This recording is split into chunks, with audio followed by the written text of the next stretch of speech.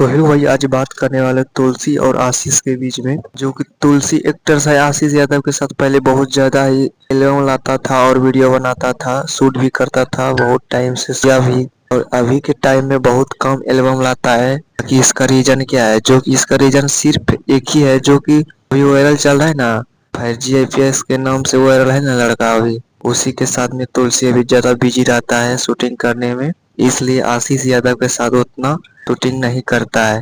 पहले बहुत करता था शूटिंग, अभी बहुत कम कर रहा है।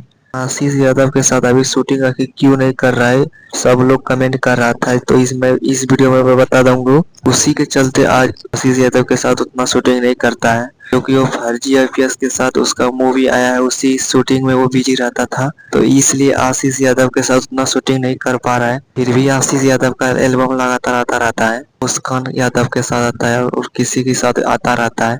आशीष यादव किसी के लिए इतना नहीं रोते हैं। तो इस बात का आशीष यादव को कोई तकलीफ नहीं है। वो अच्छा खासा एल्बम ला रहा है, डेली का वीडियो एक ला रहा है, तो उससे उसको कोई मतलब नहीं है। तुलसी तो ऐसा कर रहा है, अच्छा है। कमेंट में जरूर बताना, वीडियो को लाइक कर देना, चैनल में नहीं है तो सब्सक्राइब करना।